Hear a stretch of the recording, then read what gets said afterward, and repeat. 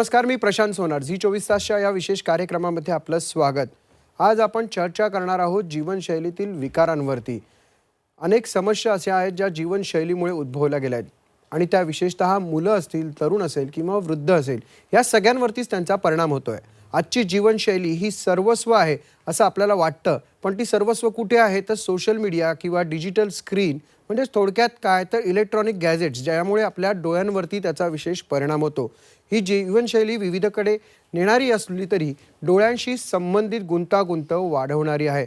त्यामुळे अनेक आजार देखील आपल्याला होतात. विशेषतः आपल्याला एक प्रकारची सवय लागली की दर काही वेळाने आपण फोन तपासतो. फोन तपासतो म्हणजे काय तर मोबाईलशिवाय राहू शकत नाही असं आपल्याला वाटतं. आपण त्यामुळे त्या मोबाईलमधनं किंवा इतर इलेक्ट्रॉनिक गॅजेट्समधनं जे किरण आपल्या डोळ्यावर येतात त्यामुळे आपल्याला डोळ्यांचे विकार हे मोठ्या प्रमाणात जाणवू लागलेत. अलीकडेच हैदराबादमधील एका मुलीची अंधारात स्मार्टफोनच्या अतिरेकी प्रदर्शनामुळे किंवा वापरामुळे तिची दृष्टी गेल्याची बातमी देखील आपण ऐकलेली असेल. तर मोबाईल फोनवर जास्त वेळ घालवल्याने विविध गुंतागुंत तयार होते त्या डोळ्याच्या बाबतीत.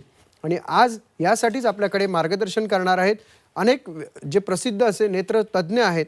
ते आज आपल्याला या संदर्भात मार्गदर्शन करतील आणि या वाढत्या चिंतेवरती कशा पद्धतीने या समस्येवरती मात करायची याबद्दल मार्गदर्शन करतील. डॉक्टर शाहनवाज काझी कार्यक्रमामध्ये आपलं स्वागत. डॉक्टर शाहनवाज हे मुंबईतील ज्येष्ठ नेत्रतज्ञ आहेत.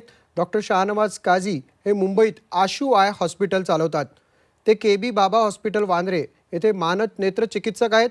त्याचबरोबर सैफी हॉस्पिटल, वोकाड हॉस्पिटल आणि शुश्रूषा हॉस्पिटल आणि क्रिटिकेअर हॉस्पिटलमध्ये ते सल्लागार म्हणून देखील कार्यरत आहेत. प्रगत शस्त्रक्रियेपासून ते दैनंदिन डोळ्याच्या आरोग्यापर्यंत विशेषतः कोरड्या डोळ्यांवर त्यांनी लक्ष केंद्रित केलेलं आहे. डॉक्टर हरीश राय मुंबईतील ज्येष्ठ नेत्ररोग तज्ज्ञ आहेत. त्यांनी 1999 मध्ये मुलुंड येथे दृष्टी आय केअर सेंटरची स्थापना केली.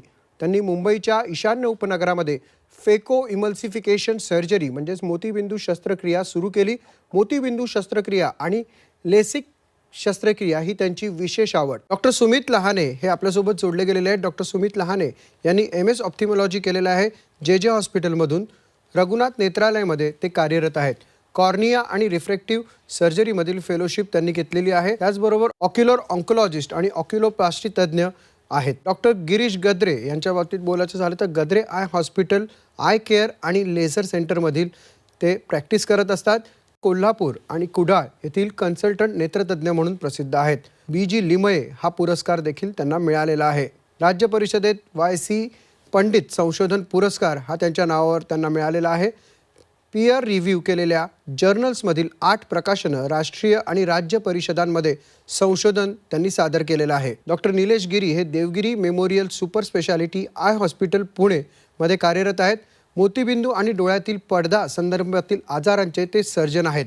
डॉक्टर गिरी यांनी व्हिट्रिओ रेटिना सर्जरीमध्ये त्यांची रिसर्च फेलोशिप केली आहे. ते DY Patil medical college, YCM hospital आणि आदित्य बिर्ला मेमोरियल हॉस्पिटल पुणे येथे मानद सल्लागार म्हणून कार्यरत आहेत. डोळ्यातील पडदा विशेषज्ञ म्हणून ते प्रसिद्ध आहेत. सर, कार्यक्रमामध्ये आप स्वागत. नमस्कार. नमस्कार. आज अत्यंत महत्त्वाच्या अशा विषयावरती आपण चर्चा करणार आहोत आणि त्यासाठी मी सुरुवातीलाच प्रश्न विचारणार आहे डॉक्टर शाहनवाज काझी सरांना. मुळात कोरडा डोळा होणं हे काय असतं, त्याचा परिणाम कशामुळे होतो हा सगळा आणि किती गंभीर परिणाम होऊ शकतो?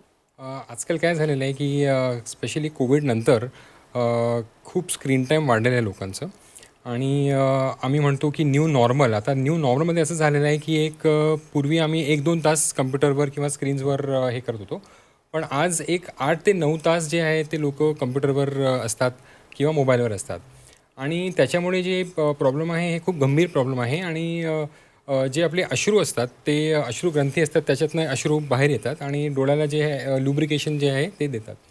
पण जास्त वेळ स्क्रीनवर बघितल्यामुळे हा प्रॉब्लेम खूप कॉमन झालेला आहे. तुम्हाला आकडे देऊ तर सुमारास 2030पर्यंत म्हणतात की 50% लोक त्यांना जे कोरडे डोळे होण्याची शक्यता आहे.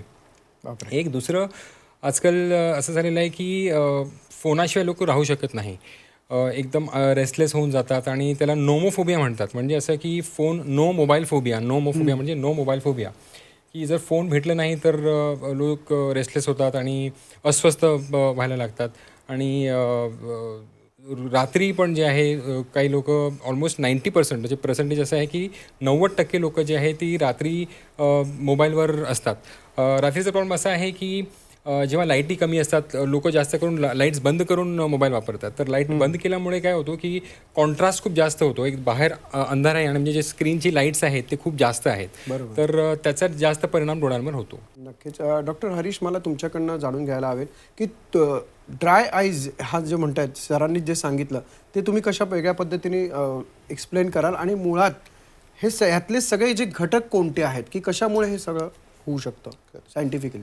ड्राय आयस जे आहे ते काय असतं की आपल्या डोळ्याचं जे सर्वात बाहेरचं जे परत आहे, लेयर आहे, ते अश्रूचं असतं. ते अश्रू कंटिन्युअसली डोळ्यांवर असणं हे एकदम गरजेचं आहे. अश्रू कमी झाल्यावर आम्ही ते ड्राय आय असं सांगतो त्याला. 20 वर्षाआधी जेव्हा चेक करायचो तेव्हा एक 10-15% लोकांनाच क्वचित असायचं, क्वचित असायचं. कधीतरी आम्ही जे ड्रॉप्स आहेत ते द्यावं लागायचं. दुसरं काही कारणाने लोक यायचं. आता तर 50 ते 60% लोक ड्रायनेसमुळेच येतात. हे सगळं झालेलं आहे लाईफस्टाईल चेंजमुळे. लाईफस्टाईल चेंजमध्ये असं काय आहे की एक तर आपलं झोपायचं टाईम फिक्स नाही आहे. आपण जास्त करून लोक आम्ही बघतो, इवन शाळेत जाणारी मुलं पण रात्री 2 वाजता 3 वाजतापर्यंत जागे असतात. आणि जेव्हा जागे असतात आम्ही कुठलं तरी स्क्रीन बघत असतो. टी व्ही असो, मोबाईल असो, कम्प्युटर असो. या स्क्रीन बघण्यामुळे काय होतं की आपण जेव्हा कॉन्सन्ट्रेशननी स्क्रीन बघतो तर आपलं जे ब्लिंकिंग आहे, जे उघडझाप आहे, त्याचं जे प्रमाण आहे एकदम कमी होऊन जातं. त्याच्यामुळे डोळा जास्त एक्सपोज होतं आणि त्याच्यामुळे ते ड्रायनेस होतं. सेकंड आहे की आता एअर कंडिशन जे हवा असतं ते मूलतः ते ड्राय असतं. त्याच्यामुळे ते डोळ्यांचं ड्रायनेस ते आणखी वाढतं. डॉक्टर सुमित लहाने, तुम्ही या क्षेत्रात आहात, तुम्ही वेगवेगळे जर्नल्स वाचत असतात किंवा त्याच्यावर कामही करत असतात. तर मुळात असा कोणता वयोगट किंवा व्यावसायिक आहेत ज्यांना याचा परिणाम जास्त होतो आणि याचा स्कोप किती आहे, व्यापक प्रमाणता किती आहे? तर तसं बघायला गेलं तर स्क्रीन मुळे एक विशिष्ट वयोगट म्हणण्यापेक्षा ती जी स्क्रीन किंवा मोबाईल वापरायची आपण साथ म्हणूया, ती लहान मुलांपासून वयोवृद्धापर्यंत सगळ्यांनाच आहे. म्हणजे त्याच्यामध्ये असं कुठला वयोगट नाही जो सुटला नाही आहे. जर त्यातल्या त्यात म्हणायचं की कुठला वयोगट जास्त अफेक्ट होतो तर लहान मुलांचा, म्हणजे वय वर्ष 5 पासून वय वर्ष 15, ज्याच्यामध्ये त्यांच्या डोळ्यांची वाढ होत असते. जसं मुलांची उंची खूप गतीने वाढते त्याच वेळेस त्यांच्या डोळ्याची वाढ होत असते. आपले डोळे लांब बघण्यासाठी बनवलेले असतात, पण त्यांचा वापर हा जवळ बघण्यासाठी, स्क्रीन बघण्यासाठी, मोबाईल बघण्यासाठी होतो. त्याच्यामुळे डोळ्यांची वाढ पाहिजे तशी होत नाही, त्यांना चष्म्याचे नंबर लागायला. तर हा वयोगट विशिष्ट अफेक्ट होत आहे. दुसरा जर व्यवसाय बघायला गेलो आपण तर जे IT प्रोफेशनल ज्यांना कम्प्युटरवर किंवा इवन व्हिडिओ एडिटरचे कंटिन्युअस ग्राफिक डिझायनर कम्प्युटरवर असतात, स्क्रीनवर असतात, अशा लोकांना याचा खूप जास्त परिणाम होतो. जसं सरांनी सांगितलं त्यांचे डोळे खूप जास्त प्रमाणात कोरडे पडतात, कारण कम्प्युटरवर बघताना डोळ्यांची उघडझाप होत नाही, डोळ्यांना आराम केला जात नाही. अशा लोकांना ॲकोमोडेशन स्पाझम म्हणजे डोळे दुखणे, डोळे लाल होणे, डोळे चोळणे आणि अथवा हेडॅक होणे, डोकं दुखणे, ह्या सगळ्या गोष्टी व्हायला लागतात. डॉक्टर गिरीश गद्रे, हे रुग्ण जेव्हा तुमच्याकडे येतात तेव्हा त्यांच्या कोणत्या नेमक्या तक्रारी असतात, त्याच्यामध्ये लक्षणं कोणती असतात? आमच्याकडे जे पेशंट येतात ते लहान मुलांपासून वयोवृद्धांपर्यंत कॉमन कंडिशन घेऊन येतात की डोळ्याला त्यांच्या कोरडेपणा असतो, ज्याला आपण ड्रायनेस म्हणतो. आणि बऱ्याच जणांना, या पेशंट्सना, त्यांचा स्क्रीन टाइम खूप जास्त असतो. पर्टिक्युलरली आता IT मध्ये किंवा इव्हन कोरोना काळानंतर लहान मुलांना आजकाल ऑनलाईन अभ्यासक्रम दिला जातो आणि त्याच्यामुळे, आणि इव्हन म्हातारा लोकांना काही बाकीची कामं नसतात त्याच्यामुळे ते मोबाईलचा भरपूर वापर करतात. आणि त्याच्यामुळे आमच्याकडे बहुसंख्य जी पेशंट येतात तेव्हा त्यांना डोळ्याला चुरचूर होतीये, डोळ्यातनं पाणी येत आहे, डोळे लाल होत आहेत, असे कंप्लेंट्स घेऊन येतात. आणि बहुतेकांना त्यांचा त्यांचा मोबाईलचा वापर किंवा लॅपटॉप वरती पुष्कळ वेळ वापर असतो, स्क्रीन टाइम खूप जास्त असतो. ह्याच्यामुळे त्यांना हे सगळे प्रॉब्लेम्स असतात.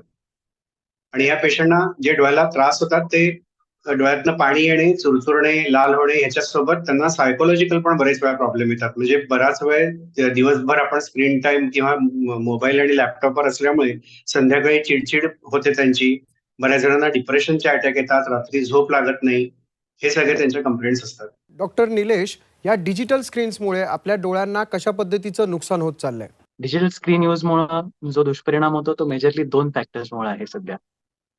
एक आहे ब्लिंकिंग, डोळ्याची उघडझाप कमी झाल्यामुळे होणारा त्रास, आणि दुसरं म्हणजे स्क्रीनमधनं येणारी ब्लू लाईट, ज्याला आपण ब्लू लाईट हॅझार्ड असं म्हणतो. आता ब्लिंकिंगमुळं काय त्रास नक्की होतोय? तर बेसिकली जेव्हा एखादा व्यक्ती नॉर्मली आपण बाहेर बसले आहात, वाचन करतोय किंवा काही नॉर्मल ॲक्टिव्हिटी करतोय, तेव्हा एका मिनिटामध्ये कमीत कमी 17 ते 18 वेळा डोळ्याची उघडझाप नकळत होत असते. जेव्हा डिजिटल स्क्रीन यूज जास्त होतो किंवा आय-टी प्रोफेशनल्समध्ये जेव्हा स्क्रीनकडे जास्त वेळ आपल्याला लक्ष लावून बघावं लागतं काम करताना, तेव्हा असं ऑब्झर्व्ह करण्यात आलंय की त्यांचं ब्लिंकिंग म्हणजे डोळ्याची उघडझाप करण्याची जी प्रक्रिया आहे, ती एका मिनिटामध्ये 7 ते 8 वेळाच होतीये. Which is less than half of what is required. तर हे ब्लिंकिंग कमी झाल्यामुळं डोळ्यामध्ये जे पाणी बनतंय नॅचरली, नैसर्गिकरित्या जे डोळ्यात पाणी बनतं, ते डोळ्याच्या सरफेसवर स्प्रेड होण्यासाठी ब्लिंकिंग ही जी यंत्रणा आहे ही खूप महत्वाची आहे. ब्लिंकिंग कमी झाल्यामुळं डोळ्यामध्ये बनलेलं पाणी डोळ्याच्या सरफेसवर स्प्रेड नाही होत. पाण्यामध्ये पण 3 लेयर्स असतात. एक असतो म्युसिन लेयर, दुसरा असतो पाण्याचा लेयर आणि तिसरा असतो एक लिपिड लेयर किंवा तेलकट लेयर. तेलकट लेयर हा सगळ्यात वरती बनतो. वरती बनलेला लेयर डोळ्याच्या सरफेसवर स्प्रेड होणं खूप महत्वाचं आहे. ज्याच्यानं डोळ्याच्या पाण्याचं बाष्पीकरण म्हणजे इव्हॅपोरेशन लवकर नको व्हायला यासाठी. ब्लिंकिंग कमी झाल्यामुळं हा लिपिड लेयर स्प्रेड होत नाही युनिफॉर्मली. त्यामुळे इव्हॅपोरेशन लवकर होऊन ड्रायनेस वाढतो डोळ्यामध्ये. ड्रायनेस वाढल्यामुळं डोळ्यात टोचल्यासारखं वाटणं, अडकल्यासारखं वाटणं, कचकच होणं, लाल होणं, या सगळ्या गोष्टींचा त्रास पेशंटला किंवा आय-टी प्रोफेशनलमध्ये काम करणाऱ्या लोकांना जास्त करून अनुभवतात ते हे. सगळ्या व्हिजिबल स्पेक्ट्रममध्ये जी लाईट आपल्याला दिसते, त्यामध्ये ब्लू लाईट हा असतोच. ब्लू लाईट काही नवीन स्क्रीनमुळेच आलाय असं नाही. पण नॅचरली जो नॅचरल लाईटमध्ये ब्लू लाईट आहे, त्याची वेव्हलेंथ साधारण 380 ते 400 मायक्रॉनच्या मध्ये आहे. ती आणि डिजिटल स्क्रीनमधनं येणारी ब्लू लाईट जी आपण डायरेक्टली बघतोय, कॉन्स्टंटली एवढ्या वेळासाठी बघतोय, त्यामध्ये फरक आहे. तर ह्या ब्लू लाईटमुळं, स्क्रीनमधनं येणाऱ्या ब्लू लाईटमुळं जेव्हा आपण त्याच्यावर अभ्यास केला, की डोळ्याच्या पाण्याच्या सरफेसमधनं म्हणजे जो डोळ्याचा एक टिअर सरफेस आहे, त्याच्यामधनं जाताना डोळ्याचा जो ट्रान्सपरंट लेयर आहे कॉर्निया किंवा बुबुळ, त्याच्यामधनं जाताना फ्री रॅडिकल्स फॉर्म होतात. कारण ब्लू लाईट थोडीशी हीट घेऊन जाते. फ्री रॅडिकल्स फॉर्म झाल्यामुळं ऑक्सिडेटिव्ह स्ट्रेस निर्माण होतो. ऑक्सिडेटिव्ह स्ट्रेस निर्माण झाल्यामुळं डोळ्यामध्ये इन्फ्लमेशन वाढतं किंवा सूज येण्याची प्रवृत्ती वाढते. त्या इन्फ्लमेशनमुळं ड्रायनेस हा पेशंटला अनुभवायला भेटतो. अजून एक महत्वाची गोष्ट जर आपण बघितली, तर स्क्रीनचा जो एक सरफेस डोळ्यासमोर आहे का खाली आहे? स्क्रीनची पोझिशन काय? हेही तितकंच महत्वाचं आहे. स्क्रीन अगदी समोर जर असेल, आता मी माझ्या हाताकडे बघतोय, स्क्रीन जर समोर आहे, तर माझे डोळे जास्त उघडल्या जातात. स्क्रीन थोडीशी आपण खाली जर ठेवली, तर डोळ्याचा वरचा जो अपर आयलिड आहे, डोळ्याची वरची पापणी आहे, ती डोळ्याला झाकून ठेवते आणि त्यामुळे सरफेस एरिया कमी झाल्याने इव्हॅपोरेशन कमी होईल आणि त्यानेही ड्रायनेस कमी होईल. डॉक्टर काझी, तुम्ही बरेच वर्ष प्रॅक्टिस करतात, एखादा अनुभव शेअर करू शकाल? अनुभव म्हणजे असं आहे की जसं डॉक्टर लहानी पंडित सांगितलं की ते अकॉमोडेटिव्ह स्पाझम म्हणजे जे मसल्स आहेत आपल्या डोळ्याचे आहेत, एखादा आम्ही म्हणतो की तुम्ही किती वजन उचलू शकता, ते लोक म्हणतील 5 किलो, पण पूर्ण दिवस जर ते 5 किलो आम्ही कोणाला देऊन ठेवले तर ते हात दुखायला लागतील. तसंच हे अतिवापर केल्यामुळे जे आपले सिलेरी मसल्स आहेत, जे स्नायू आहेत डोळ्याचे आतले स्नायू, बाहेरचे नाही आतले, ते जास्त स्पाझममध्ये जातात आणि त्याने कधीकधी तिरलेपणाही येऊ शकतो. कंटिन्युअस जवळ स्क्रीन बघून डोळे आत यायला लागतात आणि ते एक प्रॉब्लेम असतो. दुसरा, डोळे कोरडे झाल्यानंतर खूप लोक त्याला घासायला लागतात, त्यांना खाज यायला लागते डोळ्यात, पापणे कधी लाल होतात आणि जास्त खाजवल्यामुळे जसं सरांनी सांगितलं की 5 ते 15 वर्षापर्यंत डोळ्याचा पूर्ण निर्माण झालेला नसतो, पूर्ण विकास झालेला नसतो. तर अशा ह्याच्यात जी लांबाई डोळ्याची ती वाढत चालते आणि जर हे काळ्या बुबुळवर त्याचा कॉर्नियावर त्याचा जर काय परिणाम झाला तर त्याच्यात केरेटोकोनस वगैरे असे आजार होतात, ते होऊ शकतात. तेही आम्ही आधी कधी बघितले नव्हते आणि इतक्या प्रमाणात बघितले नव्हते आणि आज एक 5-10 वर्षात आम्ही खूप जास्त केसेस बघतो केरेटोकोनसचे आणि हे कॉम्प्लेक्स प्रॉब्लेम असल्यामुळे ट्रीटमेंटनेही ते पूर्णपणे ठीक होत नाही. तर म्हणून हे जास्त गंभीर परिस्थिती आहे त्याच्यामुळे. डॉक्टर हरीश, या संदर्भात मग उपचार काय आहेत? कारण आता एखादा त्रास झालाच तर उपचार करणं गरजेचं आहे. तो उपचार काय? उपचार आम्ही जसं तुम्ही डोळ्यांच्या डॉक्टरांकडे गेला तर पहिल्यांदा तर ते लुब्रिकेशनसाठी ड्रॉप्स देणार आहे. आता ड्रॉप्सने काय होतं, त्याला आम्ही म्हणतो आर्टिफिशियल टीयर्स, बाहेरून दिलेलं अश्रू. आता ते किती ते ते टाकल्याने रुग्णाला आराम तर पडतं, पण आम्ही काय करतो, आम्ही सांगतो की हे ड्राय होऊच नये, प्रिव्हेन्शन, त्याच्यावर आमचं फोकस असतं. आता त्याच्यासाठी काय करायचं, जे लाईफस्टाईल चेंजेसमुळे जे हे ड्रायनेस झालेलं आहे ते जरा प्रिव्हेंट केलं पाहिजे. जे कम्प्युटरवर असतात त्यांना आम्ही एक सांगतो, एक रूल आहे, त्याला म्हणतो आम्ही 20-20-20 रूल. त्याचा अर्थ आहे की प्रत्येक 20 मिनिटात तुम्ही तुमच्या सीटवरून उठा, जरा बाहेर खिडकी असेल तर लांबचं 20 फीट किंवा जास्त लांबचं काहीतरी दृश्य बघा 20 सेकंदासाठी. तर त्याच्याने काय होतं, जे मसल्स असतात ते जरा रिलॅक्स होतात आणि जे स्ट्रेन आणि जे ड्रायनेस आहे जरा कमी असतं. दुसरं म्हणजे आपण काय करतो, जेव्हा आपण स्क्रीन बघत असतो तेव्हा आपण आपलं जे उघडझाप आहे ते अर्धवट असतं. तर जेव्हा पण तुमचं अटेन्शन डोळ्यांवर गेलं की तुम्ही जरा उघडझाप, स्लोली उघडझाप एक 10-15 वेळा केलं पाहिजे. त्याच्याने जरा त्याचं हायड्रेशन, लुब्रिकेशन सगळं वाढतं. नाहीतर डॉक्टरांकडे आला तर आम्ही ते ड्रॉप्सच देणार आहे. अशा वयोगटासाठी तुम्ही काय सांगाल, विद्यार्थ्यांसाठी आणि विशेषतः पालकांसाठी देखील? सो यांच्यासाठी सगळ्यात महत्त्वाचं की मुलांना मैदानी खेळ खेळण्यासाठी प्रवृत्त करणं, त्यांना खेळायला पाठवणं. 1 तास तरी सूर्यप्रकाशात त्यांनी खेळायला पाहिजे, ज्याच्यामुळे की त्यांचे डोळे ज्याच्यासाठी तयार झालेत लांब बघण्यासाठी ते वापरले जावे. त्याच्यामुळे त्यांच्या डोळ्यांची वाढ व्यवस्थित व्हावी आणि त्यांना चष्म्याचा नंबर कमी लागतो. हे आता इवन सायन्सने आणि विविध प्रयोगाने प्रूव्ह झालेलं आहे की जेवढे ते लांब बघतील, जेवढे ते सूर्यप्रकाशात असतील, तेवढं त्यांना चष्म्याचा नंबरचं प्रमाण कमी होतं. काही लेक्चर जसे ऑनलाईन शाळा वगैरे असतील, बेटर राहील की ते जर आपण TV वर त्यांना दाखवू शकलो, मोबाईलवर दाखवण्यापेक्षा ते जास्त परिणामकारक ठरतील. कारण मोबाईल हा खूप जवळ धरल्यामुळे त्याच्यापासून लाईट सरळ डोळ्यात येतो, बुबुळ आकुंचन पावतं, त्याच्यामुळे त्यांना चष्म्याचा नंबर लागू शकतो. दुसरी गोष्ट मी पालकांसाठी सांगेल की मुलं हे पालकांना कॉपी करतात एका पद्धतीने. तुम्ही जर घरी गेल्यानंतर तुमच्या ऑफिसमधून तुम्ही जर मोबाईलवर आहेत, आई बाबा कम्प्युटरवर आहेत, ते पुस्तकं वाचत नाही आहेत किंवा दुसरं काही करत नाही आहेत, तर मुलांना पण मोबाईल हे योग्य आहे आणि मोबाईल वापरणं गरजेचं आहे असं वाटायला लागतं. म्हणून पालकांनी अशी काळजी घ्यावी की त्यांनी त्यांचा स्वतःचा स्क्रीन टाईम घरी आल्यानंतर तो कमीत कमी ठेवावा. जेव्हा पण तुम्ही IT प्रोफेशनल असतील, कम्प्युटरवर वगैरे काम करता, तुमचं संगणक तुमच्या डोळ्याच्या 6 ते 7 इंच खाली पाहिजे, ज्याच्यामुळे की तुम्ही काम करताना तुमचे डोळे अर्धे बंद राहतात आणि तुम्ही व्यवस्थित डोळे पूर्ण उघडे न ठेवता बघू शकता. त्याच्यामुळे तुमचे डोळे कोरडे पडायचं प्रमाण कमी होतं. दुसरी गोष्ट, कम्प्युटरचा ब्राईटनेस हा मिनिमम किंवा ऑप्टिमम ठेवा. त्याला अगदी 0 ठेवायची किंवा खूप जास्त ठेवायची गरज नाही. जेवढं तुमचं गरजेचं काम आहे तेवढा तो ठेवावा. तिसरी गोष्ट, तुमचं कम्प्युटरवरचं काम जास्त असल्यामुळे मोबाईलचं काम कमीत कमी ठेवावं. ॲटलिस्ट मोबाईलवर TV बघणं किंवा सिरीज बघणं हे टाळावं. चौथी महत्त्वाची गोष्ट अशी की 1-2 तासाने एक ब्रेक घेताना आपल्या दोन्ही हाताचे हे पाम्स असतात, त्याला डोळ्यावरती न दाबता असं ठेवलं तर डोळ्यासमोर अंधार होतं. त्याला पामिंग असं म्हणतात. त्याच्यामुळे तुमचे जे बुबुळ प्रसरण आकुंचन पावलेले ते प्रसरण पावतात, रिलॅक्स होतात. त्याच्यानंतर तुम्ही काम करू शकता. आणि 5वा सगळ्यात महत्त्वाचा मुद्दा असा की अंधारामध्ये, जसं सरांनी सांगितलं, स्क्रीन बिलकुल वापरू नये. जितकं तुम्ही अंधारात वापराल ते तुमच्या डोळ्याला दुप्पटीने डॅमेज करू शकतं. IT किंवा ऑफिसमधील जे व्यावसायिक असतात, जे कर्मचारी असतात, त्यांनी जीवनशैलीमध्ये कोणते बदल केले पाहिजेत, काय तुम्ही सुचवाल? तर 20 मिनिटानंतर, 20 मिनिटाच्या डिजिटल स्क्रीन यूज नंतर किंवा कम्प्युटर स्क्रीन यूज नंतर 20 सेकंदाचा ब्रेक घ्या.